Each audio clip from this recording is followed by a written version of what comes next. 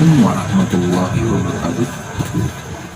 Oke, saudara-saudara Raja Bajak Laut Channel ya. Jadi kita kali ini akan sedikit berdiskusi ya. Saya akan mengangkat sebuah topik tentang sistem sebuah jual beli yang terkenal sekarang e-commerce ya, jual beli online ya. Jadi kita akan melihat sebuah fenomena, lalu kita akan menghubungkannya bagaimana persepsi dari perspektif ekonomi Islam. Lalu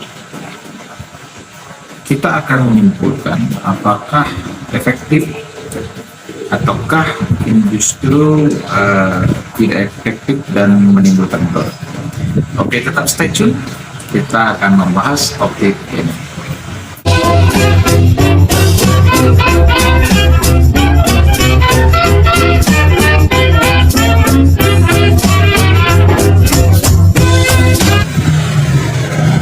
Oke, kawan-kawan semua. Jadi sering kita mendengar ya, permasalahan-permasalahan di dalam jual beli online ini ya, perdagangan secara online ini, yaitu banyaknya hal-hal yang negatif yang kita dengar gitu ya.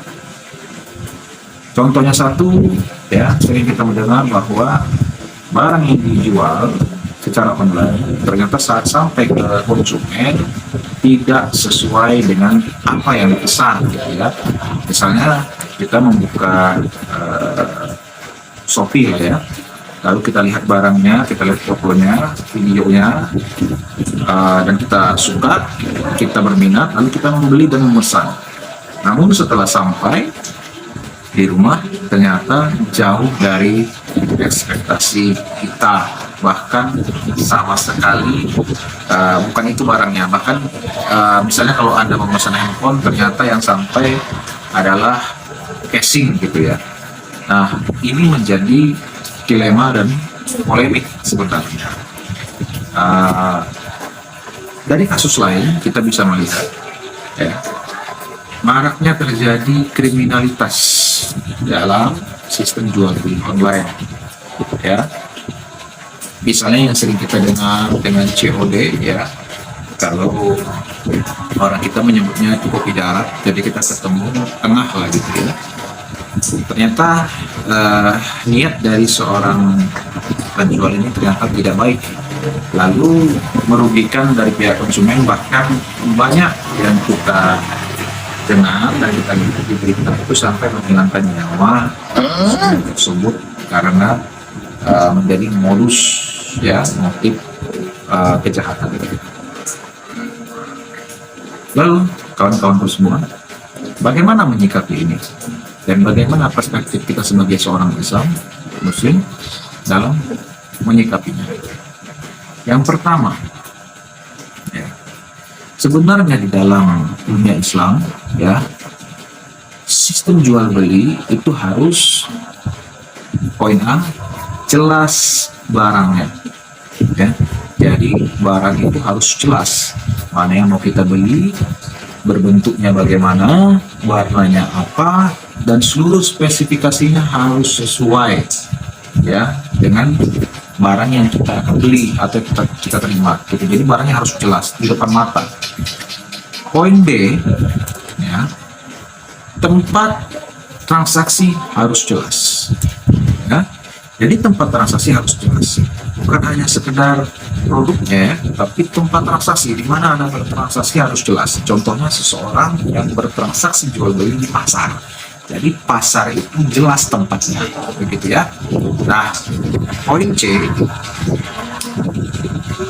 si pembeli dan si penjual harus melakukan hubungan komunikasi face to face, bertemu secara realita, gitu ya. Jadi bukan bertemu di tempat yang jauh atau tidak bertemu tapi bisa buat kesepakatan jual beli. Nah, ini sebenarnya secara Islam itu tidak disarankan, bahkan tidak diperbolehkan sebenarnya, karena idealnya uh, jual beli dalam Islam itu seperti itu, ya. Nah, nomor dua, jika barang yang kita mau beli tidak kita inginkan karena mungkin barangnya rusak, ada lecet dan segala macam, itu bisa kita batalkan langsung di tempat. Nah, ini akan menjadi permasalahan bila kita melakukan jual beli secara online, ya, jual beli secara online. Jadi jika terjadi apa-apa pada barang tersebut, maka itu akan menjadi masalah atau urusan si pembeli atau konsumen dalam hal ini, ya. Dan ini menghilangkan tanggung jawab dari seorang pembeli, ya. Sebelum barang itu sampai ke konsumen, maka barang yang dijual ini harus menjadi tanggung jawab oleh si penjual, begitu, ya. Jadi itu dasarnya. Nah, dari dua faktor tadi, dari dua contoh tadi, maka apakah kita menyimpulkan bahwa jual beli online itu haram dan lebih baik dijauhi atau bagaimana, begitu, ya? Nah, sebelum saya mengarah ke sana, boleh nanti teman bantu jawab di bawah di kolom komentar, ya. Baik, saudara-saudara, jadi kita sebagai muslim juga tidak boleh dan tidak apatis ataupun skeptis terhadap perubahan zaman. Mau nggak mau, zaman ini betul-betul memaksa untuk kita bisa terus upgrade dan upgrade, ya. Baik itu dari segi ekonomi, dari segi psikologis, dari segi sosial, dan segala macam. Nah, kalau kasusnya seperti ini, maka kita harus mengkaji ulang bagaimanakah baiknya jual beli online secara media sosial ini, via media sosial ini bisa dikombin dengan Islam, tidak melanggar atau keluar dari aturan yang sudah diperintahkan oleh Allah Subhanahu wa Ta'ala. Nah, jual online ini bagus juga. Kenapa? Karena dengan bantuan media sosial dan kecanggihan zaman, kemajuan zaman membantu bagi para pedagang itu semakin luas jangkauannya saat mempromosikan bisnisnya. Nah, tapi harus ada, ya, aturan-aturan atau regulasi yang diatur sehingga melindungi dari kedua belah pihak ini, baik si konsumen ataupun si pembeli, si penjual, ya. Jadi bisa saja jika kita berdagang secara online, harusnya ada ikut-campur pemerintah dalam hal ini untuk mengatur regulasinya, ketentuan dan hukumnya. Jadi tidak seenak-enaknya menjual barang yang tidak sesuai, yang bahkan nanti itu merugikan si pembeli dan bahkan menzolimi, ya. Dalam hal ini menzolimi itu tidak boleh, ya, hukumnya dosa, dan itu sangat jahat sekali, ya. Apalagi si konsumen membayar dengan betul-betul ikhlas, ya. Dan ini juga membantu si penjual agar lebih mendapat trust dan kepercayaan dari konsumen, dan juga melindungi penjual dari konsumen nakal, kan begitu, ya. Jadi bagaimana transaksi jual beli yang seharusnya dahulu dilakukan oleh orang-orang sebelum ada media sosial, sebelum ada jual beli online, maka sedikit diinovasikan dengan jual beli online ini. Contoh, jika jual beli online ini dipakai oleh para pembisnis dan pedagang, itu hanya sebagai fasilitas promosi agar calon-calon konsumen, calon-calon pembeli tadi tidak harus ke pasar hanya untuk melihat mana barang yang mau dibeli, begitu. Jadi mereka bisa melihat menu-menu pilihan dari barang-barang ingin dibeli itu dari rumah.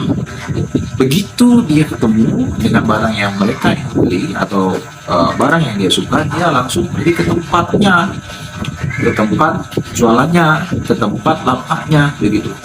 Dan bagi si pelapak juga harus membuat alamat yang jelas, alamat yang terorganisir oleh mungkin ada badan pemerintah tersendiri yang bisa memastikan bahwa ini bukan alamat abal-abal ya, bukan alamat palsu begitu ya. Nah, jadi ini akan membantu para konsumen untuk tidak takut pergi ke tempat. Jadi jual beli online membantu si konsumen untuk melihat, memilah-milah dan membeli dan memilih barang-barang yang ingin dia beli. Setelah dia ketahui, baru dia pergi ke tempatnya dan membeli barang tersebut, ya. Atau membuat sebuah sistem di mana mungkin pemerintah membuat sebuah lembaga yang membuat list dari pedagang-pedagang yang menggunakan sistem jual beli online itu, sehingga para pembeli, calon konsumen gampang dan mudah untuk memilih. Misalnya si Samsul misalnya, si Samsul di bawahnya si Ahmad, di bawahnya lagi si Polan dan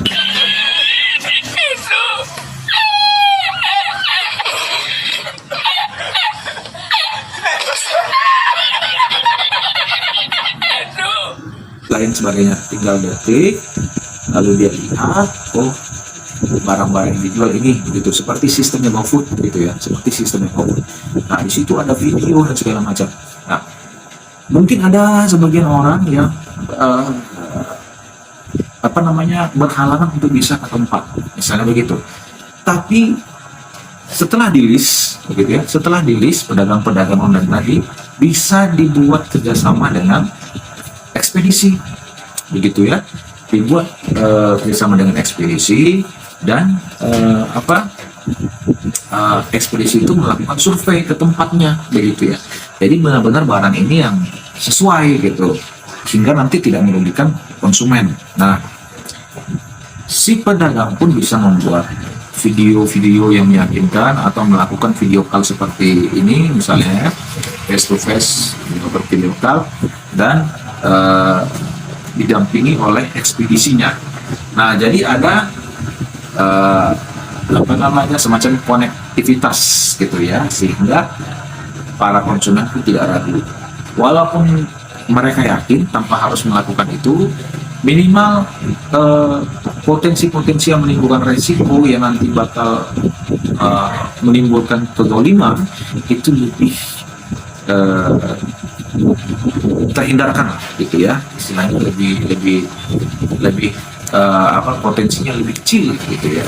Nah itu mungkin akan menjadi suatu kombinasi yang bagus ya, sehingga terorganisir perdagangan jual beli online ini. Jadi tidak asal modal percaya kun fayakun aja gitu ya, tiba-tiba sampai sini barang tidak sesuai dengan yang diharapkan.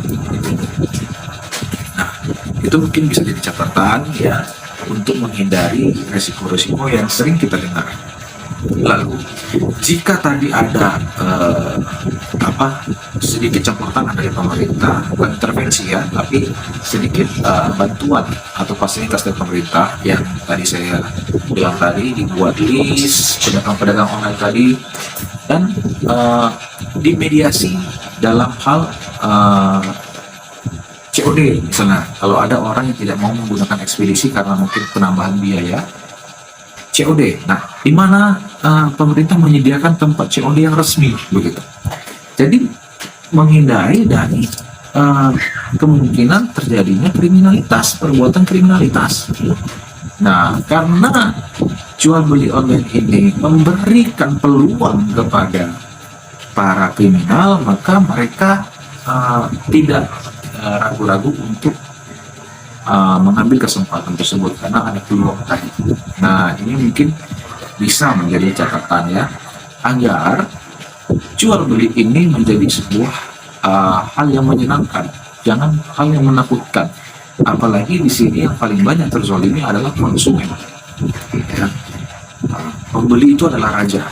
Jadi berilah manfaat bagi setiap para pedagang, itu berilah manfaat kepada konsumen. Jadi barang yang dibeli oleh konsumen ini memberikan rasa kebahagiaan, dan insya Allah dengan rasa bahagia dari konsumen tadi itu akan memberikan rezeki yang berlimpah kepada para pedagang. Dan yang sering kita lihat di grup-grup, misalnya grup jual beli online, mereka lepas tangan dengan hal ini, ya. Terjadi pembunuhan karena ternyata mereka sebelumnya berjanji melakukan COD melalui media grup tadi, begitu ya, tapi tidak dimediasi, ya, tidak diarahkan sehingga mereka bertemu di tempat yang betul-betul freedom, gitu ya, betul-betul tidak masuk dalam pantauan, sehingga peluang-peluang kriminal tadi terjadi. Dan jual beli seperti itu dalam Islam pasti jelas diharamkan, ya, karena itu menimbulkan mudarat yang tinggi. Nah, seperti saya bilang tadi, faktor-faktor yang ada yang sudah di beberapa menit yang lalu saya katakan, bahwa poin pertama, si penjual dan si pembeli itu harus membeli produk yang jelas ada di depan mata. Yang kedua, tempat jual beli itu harus jelas, ya, transaksinya harus jelas, di mana ada barang masih ada tempatnya juga, begitu. Yang ketiga, harus melakukan face to face, nah begitu ya. Nah, hanya saja untuk hal ini itu lebih diorientasikan kepada pasar, toko, ya. Jadi kalau COD itu lain persepsi lagi, ya, karena di situ tidak ada jaminan keselamatan seseorang untuk bertransaksi jual beli yang baik dan benar, gitu. Karena bisa saja dari antara kedua belah pihak, antara si pembeli dan si penjual itu berniat untuk melakukan sesuatu yang bersifat kriminalitas, ya. Jadi ini mungkin jawaban dari saya. Kalau teman-teman punya jawaban lain mungkin bisa komen di bawah, ya. Jadi kesimpulan dari saya bahwa jual beli online itu bagus, ya. Perdagangan secara online itu baik asalkan dengan ketentuan-ketentuan tertentu yang tidak menimbulkan mudarat atau mendolimi orang lain, gitu, ya. Jadi kita sebagai orang Islam itu tidak boleh skeptis terhadap perkembangan zaman. Kita harus menerima, tapi kita harus melakukan inovasi di situ, ya. Jadi sekian saja dari saya, ya. Jangan lupa ketik like, share, and subscribe video saya jika Anda suka, dan boleh ketik unlike jika Anda tidak suka, ya. Bantu saya untuk membangun channel ini agar saya lebih semangat lagi untuk membuat konten-konten di kedepannya. Oke, terima kasih kawan-kawan Raja Badar Channel semua. Assalamualaikum warahmatullahi wabarakatuh.